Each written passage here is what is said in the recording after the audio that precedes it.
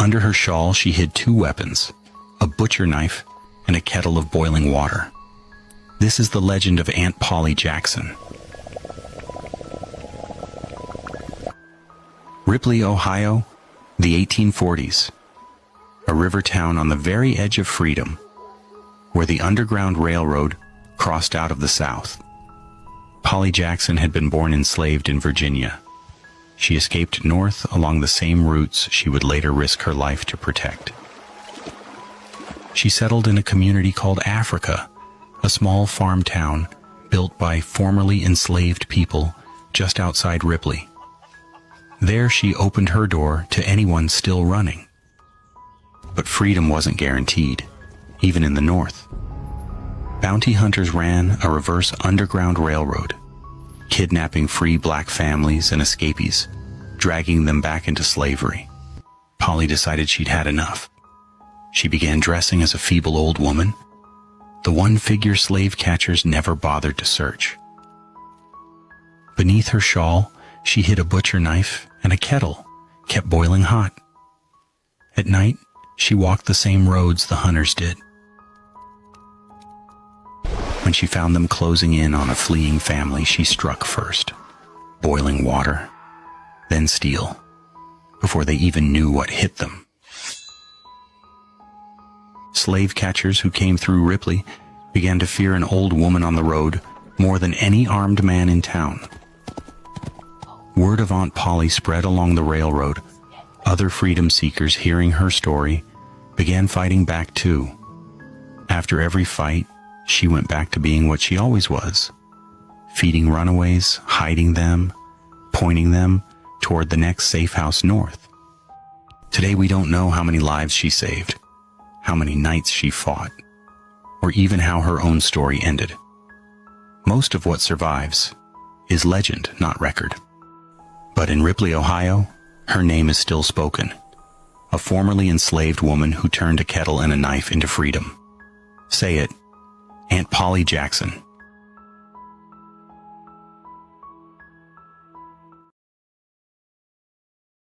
I've now had the chance to visit both Haiti and Benin, and one thing I wasn't expecting when I arrived in Benin was how often Haiti would come to mind. Now honestly, I wasn't looking for any sort of connection or anything. I just really came to Benin because I wanted to see what it was like. But after a few days, I kept catching myself saying, man, this reminds me so much of Haiti. And it's not because the two countries look the same, because they don't, in my opinion, but the feeling kept showing up in these small moments. I'd walk past women cooking these huge pots of rice, beans, and stew. Then a few streets later, I'd hear upbeat Afro music blasting out of someone's shop, or pass by a busy market and see women carrying baskets of fruits on top of their heads. In both countries, the more I experienced these everyday moments, the more I started wondering why they felt so similar. Now, the food was another thing I couldn't ignore. Both places had extremely good food, heavily rice-based, but extremely flavorful and spicy. Then I started noticing the people. Not everyone, of course, but every now and then I'd meet someone whose smile, hairstyle, or even certain facial features reminded me of the people I'd met in Haiti. Now for me, it was often the high cheekbones that caught my attention. There was also a sense of pride that I honestly couldn't fully explain. I felt it in Benin, and I also remember feeling it in Haiti as well. It wasn't performative, it was just raw and authentic, which is extremely hard to come by in today's society. At the same time, Benin had traditions that immediately made it feel different. I noticed many people with facial tribal marks, something I rarely saw during my time in Haiti. In Benin, throughout the day, I'd hear Fan, Yoruba, French, and other local languages, and every now and then I'd catch a word that I would recognize. Now in Haiti, I heard more Haitian Creole, and being from Louisiana, I was better able to understand the Haitian Creole much more than the French that was spoken in Benin, and that's because in Benin they usually mix languages in one sentence, which I absolutely could not keep up with. And also the accents and vocabularies are different, but both are shaped by the Fan language. The same thing happened when I learned about Voodoo. In Benin, people openly shared their beliefs and showed me their shrines without hesitation. In Haiti, people told me Voodoo was still widely practiced, often alongside Christianity and other religions, but here it felt it was much more private. By then I realized I wasn't comparing to countries, I was seeing how cultures change as people move through history. And I strongly believe that although history separated people by an ocean, it couldn't erase everything that carried with them. Some traditions have changed, some have blended and merged into something new, but not everything was completely left behind. And as I was leaving Benin, I kept wondering, how could two places separated by an ocean still feel so connected? I didn't know the full answer, but maybe I was just asking the wrong question. Maybe the better question is, why are we always so focused on what divides us when there's so much more that connects us. I've come to understand that no matter how many borders exist, no matter how many generations pass or how many labels we give ourselves, I keep finding the same pieces of the same story in the places that are thousands of miles apart. And I truly believe we're far more connected than we often realize, and that's a hill I will die on. Anyways, I hope you've enjoyed this video. Make sure you stick around as I discover parts of Benin.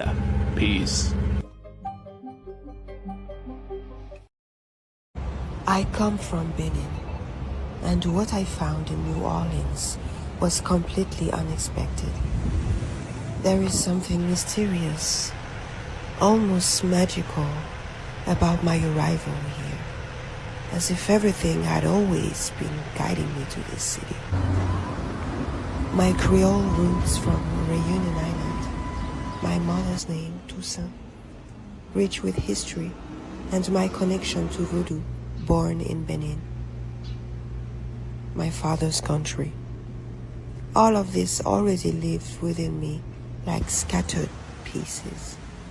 My musical path followed the same pattern: beginnings in jazz, growth in West Africa, experiences and research.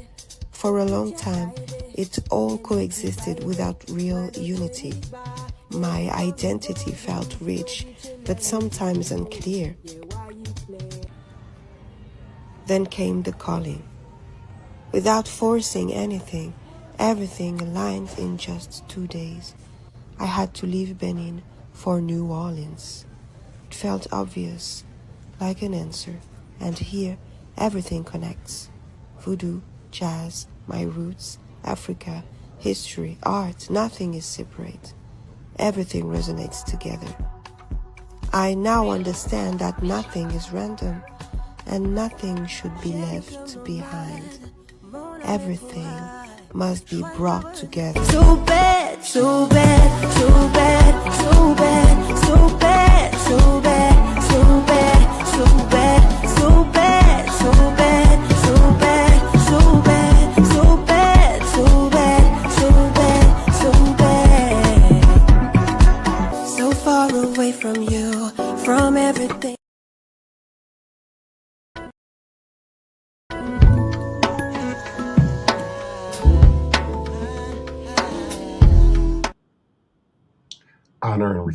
Honor and respect, divine, all blessed honor and respect. Greetings and salutations, one and all, this Tuesday, the 18th of August, 2026. The astrological climate is energized, emotionally open, and ideal for self-expression, but with a need for balance to avoid overcommitment. The sun is in Leo, bringing warmth, creativity, and a desire for self-renewal. The moon is in Libra, enhancing harmony, diplomacy, and a focus on relationships. Mercury is in Leo, amplifying communication, self-expression, and confidence. Venus is in Libra, supporting social connections and aesthetic appreciation. Mars is in Cancer, adding emotional sensitivity and a positive streak. Greetings to another edition of Revolutionary Hoodoo, New Orleans Voodoo Secrets and Recipes. Good evening, family, friends. Welcome to another weeknight gathering of NOIVD Voodoo Hoodoo 101, powered by New Orleans International Voodoo Day. I am honored to be here with you, speaking from the crossroads of memory, culture, and living tradition. And tonight we begin with the truth that sits at the heart of NOIVD, our purpose, our mission, and why this work exists today. We are living in a moment unlike any other. Voodoo is being sought out by people across the world, yet at the very same time, it is misunderstood, misrepresented, and often stripped of its depth. People want the power, but not the responsibility. They want the aesthetics, but not the lineage. They want the magic, but not the ancestors. And so NOIVD rises to meet this moment with clarity, integrity, and courage. New Orleans International Voodoo Day exists because our traditions deserve a home that honors them without distortion, a home that does not flatten them into one generic idea of voodoo, but recognizes the full spectrum of African spiritual genius, a home where the global family can reconnect without hierarchy, competition, or erasure, a home where we can stand together, not as copies of one another, but as relatives with distinct identities and shared roots. New Orleans International Voodoo Day creates a formal space where West African Voodoo lineages, Haitian Vodou nations, Louisiana voodoo houses, and diasporic practitioners can gather shoulder to shoulder, not to argue, not to dominate, not to claim superiority, but to affirm that these traditions are related yet distinct, each with its own authority, its own cosmology, its own rhythm, its own way of speaking to the spirits. And this is important because the world often tries to collapse us into one thing. It tries to erase the differences that make each tradition powerful. And it tries to turn sacred systems into entertainment, into superstition, into caricature. But New Orleans International Voodoo Day stands as a reminder that African traditional religions are not relics. They are not museum pieces. They are not costumes. They are living, breathing, evolving systems of knowledge that have survived every attempt to silence them. And that brings us to the question: how do authentic African traditional religions and Pan African spiritual traditions not only survive, but thrive in the 21st century? The answer begins with truth. These traditions thrive when we are practiced with integrity, not imitation. They thrive when people understand that initiation is not a trend, that spirits are not props, that ancestral work is not a hobby. They thrive when practitioners respect lineage, honors elders, and recognize that every tradition has its own laws, its own taboos, its own ways of calling the divine. They thrive when we stop trying to make them palatable for outsiders, when we stop watering them down, when we stop apologizing for being who we are. They thrive when we teach the next generation not just the rituals, but the worldview behind the rituals. When we show them that African spirituality is not something you do, it's something you live. And nowhere is this more evident than in New Orleans, Louisiana. New Orleans is one of the most important spiritual crossroads in the Western Hemisphere. This city is a living archive of African memory.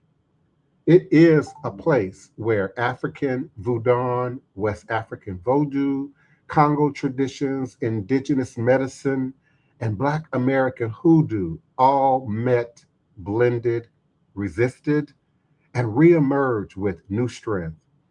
It is a place where the ancestors refuse to forget themselves, a place where the spirits refuse to be silenced.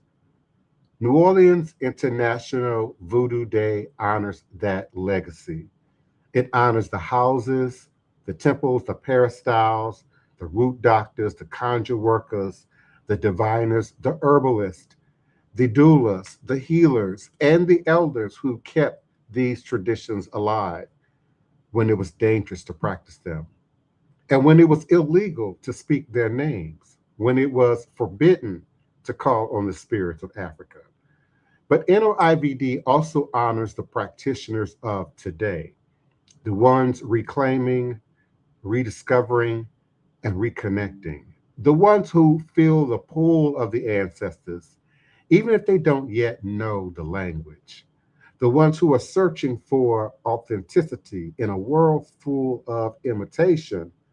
The ones who understand that African spirituality is not a trend, it is a lineage. So tonight, beloved, as our co-hosts begin to enter the conversation, our present chat participants, please do join the conversation.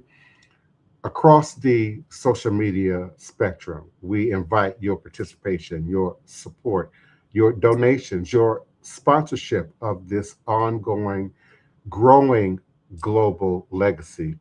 So tonight, as we open this broadcast, I invite you to settle in with openness, humility, and curiosity. And whether you are a seasoned practitioner, a newcomer, a scholar, or someone simply seeking understanding, this space is for you. This is a place where we celebrate the diversity of practice rather than fear it. A place where we honor the old ways while embracing the living evolution of tradition. A place where we stand together as a global family, connected by memory, by spirit, and by the unbroken threads of African wisdom. This is Voodoo Hoodoo 101, powered by New Orleans International Voodoo Day. Clip it. And tonight, we walk forward with purpose, with reverence, and with the understanding that our traditions are not just surviving, they are rising. Greetings and salutations, one and all. Divine greetings to those who continue to show up and support us and participate here live in chat. We certainly appreciate you, Apostle Hudson, 1963, for your continued support and participation. Honor and respect to you and yours. Greetings and salutations to our beloved Daniel Neal, faithful, committed community member here on the ground, grassroots, hands on, I should say. We certainly appreciate your support as well in the virtual spaces. Thank you so much, Lex Dior. We certainly appreciate you and your support and participation tonight. And we're always grateful for our beloved co-hosts and panelists, Ray Alexander. We certainly appreciate you joining us again tonight on panel. Our beloved Queen Mother Bianca Johnson Plessy, and faithful committed member to NOIVD, also an initiated member of our community house, La Source, as well as our beloved moderator, the Queen Mother Tony Val Martinez. We appreciate your continued support and participation. Please do unmute and come on into the conversation. Greetings and salutations, one and all. What say you and how you doing? Hello, everybody out there in the listening audience and on the panel. Great to see Brother Alexander back and Queen Bianca. How are you? Pretty good. How are you? Good. How everyone doing out there this evening? That's good. What are your thoughts, Brother Alexander?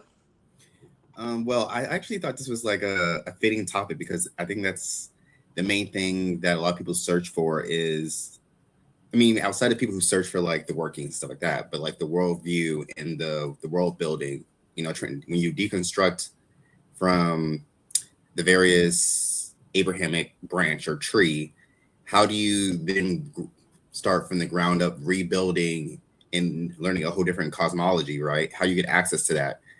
And so I think that's like, this is a fitting place to start. You know, you can read as much as you can find scholar practitioners and scholars alike, but you know, the actual connection to actual, like, you know, initiates and priests and to start that process of building that structure that some people see, that I know I definitely see is the world, is the building from ground up. I think this is a fitting topic because I think that's a lot of problems people have outside of hotspot areas is how do you connect with someone and where do you start, and then how do you start building up until you meet that teacher? It starts by doing your research, doing your own homework. Mm-hmm. I remember when I started my journey, half of my bed was books and tablets dictionary. I had the Hebrew dictionary. I had so many books to start, and they went where my spirit led me. I met with different people with different ideas and figured out for myself what sounded right for me. And then I moved forward from there. You have to put in the work. You have to put in the work. You can't immediately go off of somebody else's work and say that's it. You have to shop around, see some of different people, different ideas, different cultures. So I think that's where you begin with your interests and put in the work and do the research. What about you, Sister Bianca?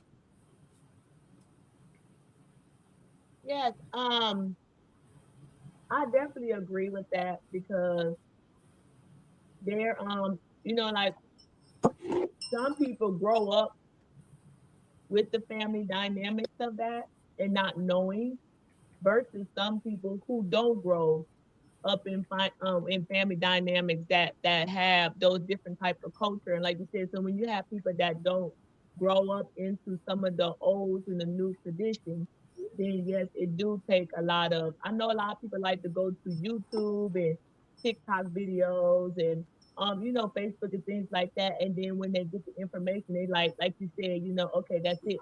But a lot of times it may be different for everyone, but I know that what works for me is being around elders and older people. And what I like to do is when I'm around elders and older people, I still listen to them and grasp everything. But then I also, go to modern, like our younger culture. And I just kind of like try to look at the differences and the similarities, because some of the stuff that we do learn and hear and see, it is kind of like like you heard it somewhere. It's almost like, even though they talking about this now and it seems like it's new, but it's almost like I heard this before, or I've seen this before, or this might have been something that you might have heard an older person or an elder talk about. So some of the things do have similarities, and some things do have, like, there is a common to it, and some things are different.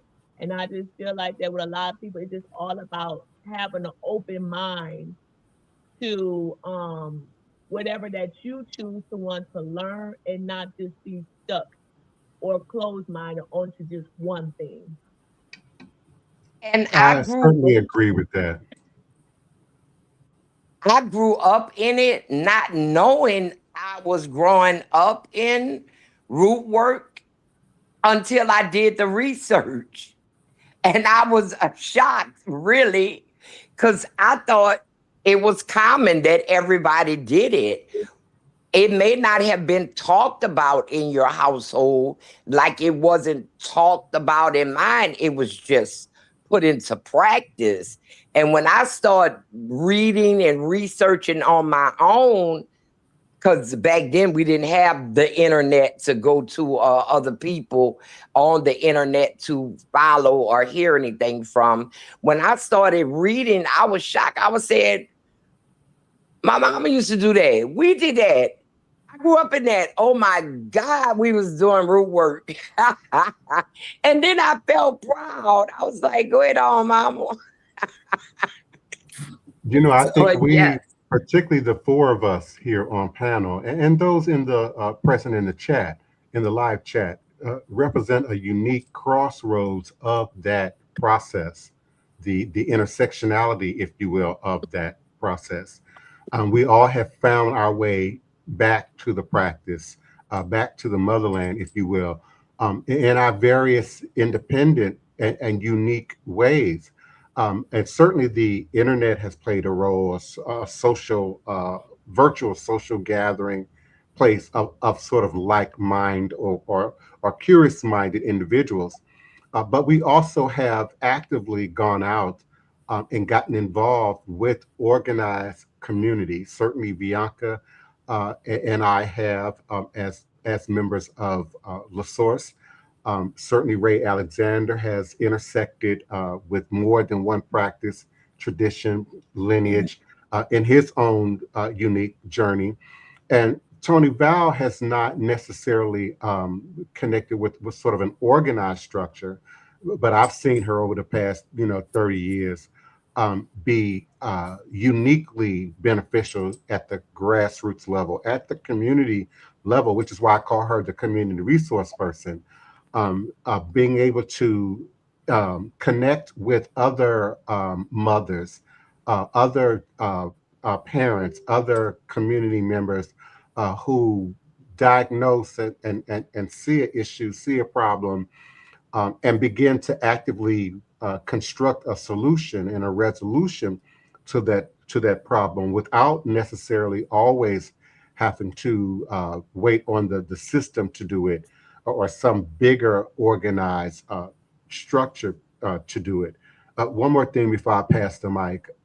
It sort of ties back to what I was sharing last night about the activities of the MOVE organization and the Black Panther community during the 60s and the 70s, who were not only seeking, freedom, justice, liberation from the government, from the system, but knew that for our own survival, for our own well-being, we needed to begin to put foundational systems in place to feed ourselves, to clothe ourselves, to prepare ourselves, for work and career and business in order to grow and further protect and develop our own communities from within. And for those of you who may feel, that it's books out there that you want to check out and you want to read and you want to learn from and feel like you can't afford to get all these books. Back when I was doing my research and everything, the public libraries have tons of books on gardening, on homesteading, on voodoo, hoodoo, and root work that you can check out, and you get your notebook and you make notes, or you pay the 5 cents a copy, a page, or whatever. If you really want to do it, you can find a way to do it. I didn't have money for books. I didn't even know where you could buy those books at back then, because like I said, it was no online. But I lived in the library getting these books, and used bookstores in the library. Where do you find your source material most at, Brother Alexander? Hello, Tony. So the first thing is I kind of been following like certain teachers for like a long period of time. And so I usually start with like the scholar practitioners like Yvonne Chereau. And then there's a couple of other, like, I try to look for people within the culture and people who actually practice first. And then secondary, I look for scholars. But it kind of just fills in the blanks. There's some certain things that my family talked about. It showed me like small things, but I far pushed past those limits. And so that's kind of like the journey where I'm at now. Is I wanted to move beyond, like my dad said, I was just doing not just root work, but I was looking for more of the shell, more of the container, as some people say, like more of the spiritual, religious aspect outside of just the working. But I usually talk to elders first, and then I take on whatever recommendations they give me, and then I try to cross-reference. If I look up for sources, I try to look up the authors. I think that's very important. I try to make sure that they're people from within the culture and not people who are making money off the culture. And I try to, and within that list, I try to prioritize the practitioners who are practitioners and academics as well. So that's kind of like how I kind of cross-reference it. But people is the first line, and then I go down the line of like varying degrees, if that makes sense. And I used to be an avid purchaser, shopper. Some might have said I was a shopaholic, but I used to love old bookstores, old home estate sales that were selling, or in many cases, giving away books. Even there were times over the course of my life, schools, libraries have given away, books to transition in new material. And you'd be amazed the amount of textbooks and spiritual books and secret material and occult material and lesser known materials I've been able to acquire in that way. One of the oldest ancient Egyptian tarot decks that I own and possess was created back in the early 1960s. I found it at a bookstore, a used bookstore. They don't produce the deck anymore. You can't buy it anywhere anymore. And I hold it on to it primarily for its history and its nostalgia.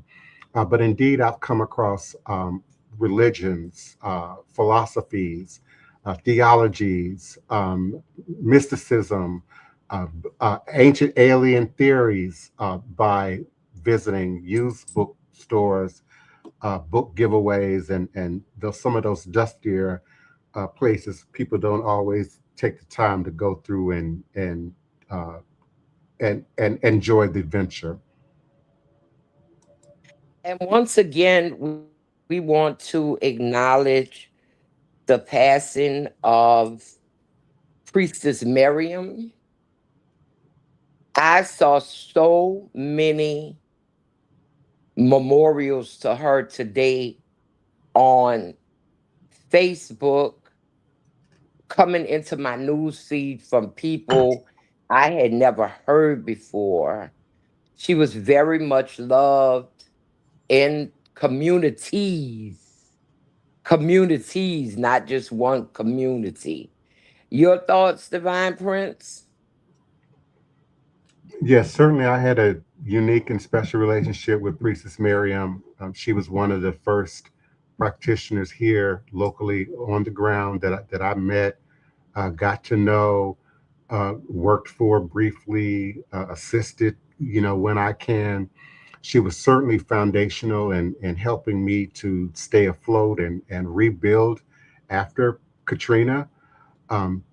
She was there for me in a way that I can't say anyone else in town was. She always supported me publicly and privately.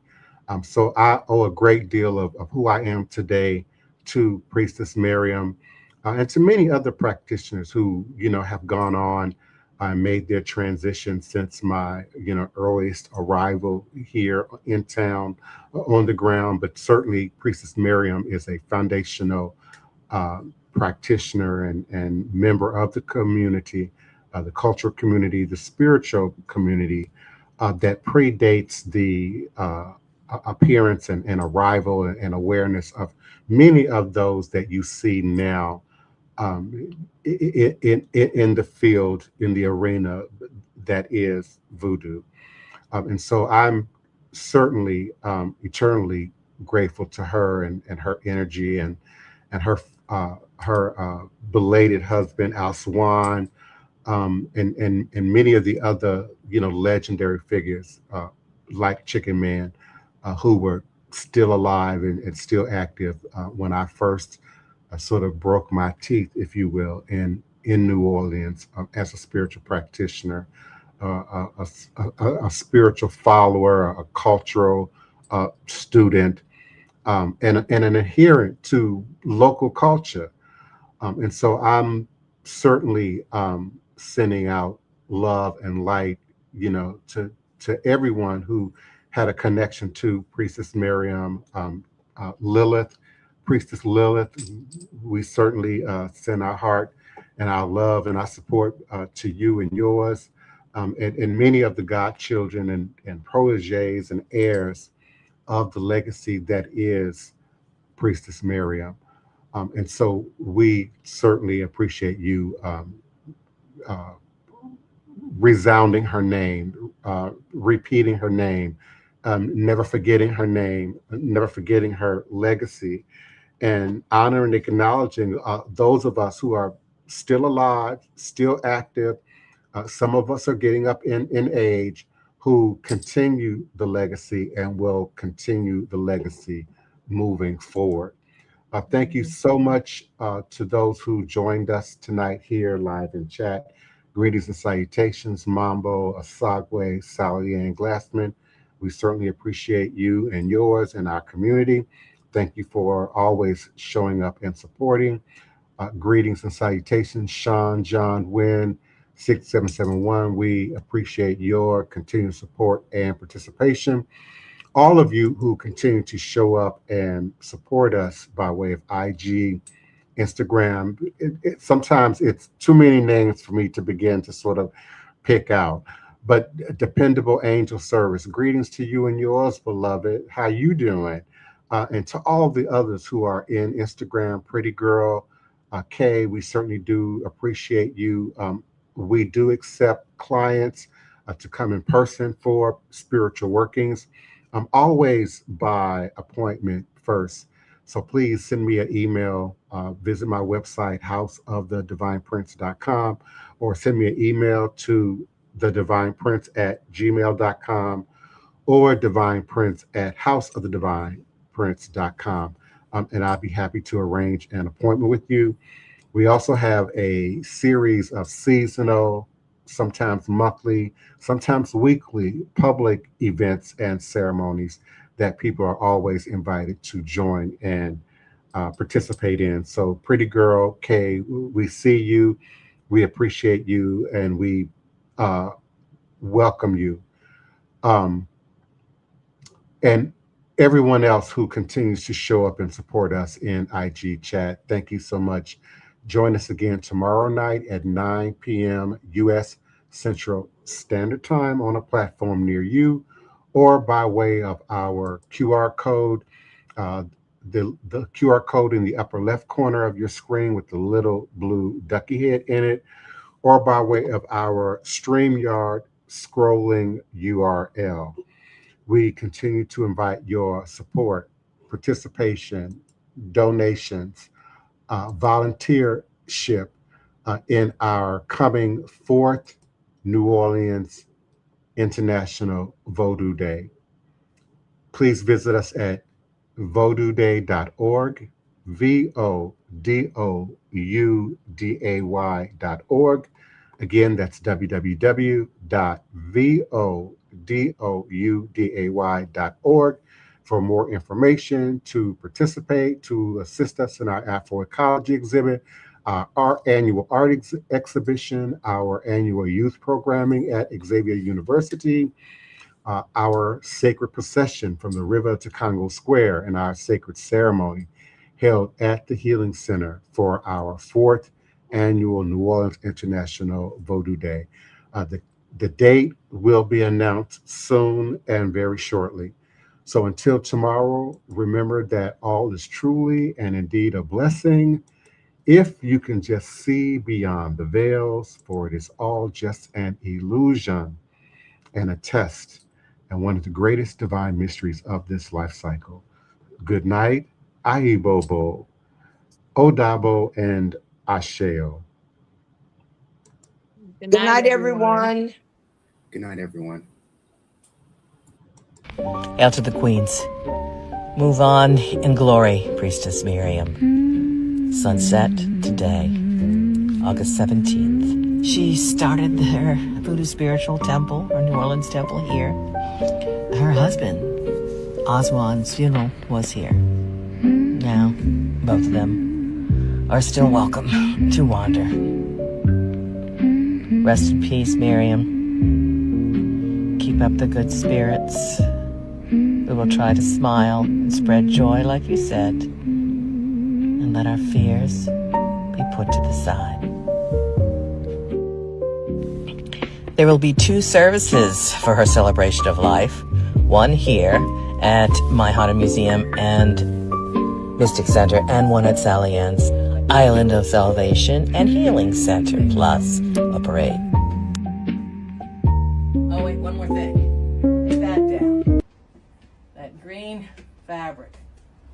in here from when Miriam was here. And now it's going to become part of her memorial altar. Oh, she nailed this in the wall. 10 years ago, there was a fire. Miriam moved out. About a year later, I moved in. I redid a lot here, but I did not take this down till now. I know we'll still see you in spirit.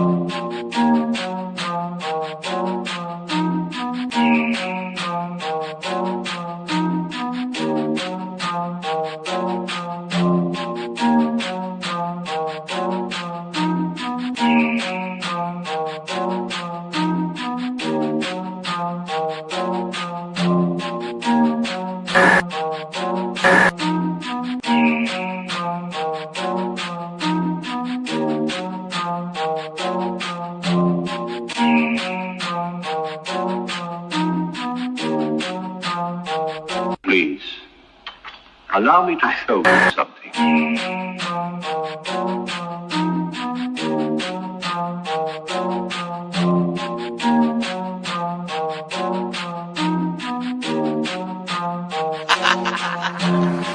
They say I'm crazy and that might be true. I got this white in my DNA, yeah, I'm coming for you. It's time we turn the tables, flip these motherfuckers on you. I wanna see you hanging from trees, it's time you pay for your dirt and your shit. You created the monster, you created the beast. Now all this savagery you just gon' reap. I'm coming home, daddy, to the plantation, and I'm taking the lives of everybody, including the children, on some Nat Turner. Do you hear that sound? It's about to go down. Unleash the beast, we about to tear this motherfucker down. Do you hear that sound? It's about to go down. Unleash the beast, we about to tear this motherfucker down. I met my girl Harriet at the gate. If you wanna know how she doing, yeah, she's straight. But she had one question: when we gon' get up? All that talking tough, yeah, we don't walk it tough. She got it locked and loaded, got that piece up on her side. She looked me in my eyes and said, "Mitch, you ready to ride?" Moving forward, you gotta use both eyes. Watch your front and watch your back. Keep your hands up on your gas. Do you hear that sound? It's about to go down. Unleash the beast, we about to tear this motherfucker down. Do you hear that sound? It's about to go down. Unleash the beast, we about to tear this motherfucker down. He sit at the table, but he don't order no bacon. He greet me in those words, assalamu alaikum. Got them glasses on his face and them waves in his head. He go by the name of Detroit Red. He looks me in my eye and says, "You only get one try. Know that your biggest opposition will come from the inside." I know you wanna love them all, but don't even try, because they'll smile up in your face while plotting your demise. Do you hear that sound? It's about to go down. Unleash the beast, we about to tear this motherfucker down. Do you hear that sound? It's about to go down. Unleash the beast, we about to tear this motherfucker down.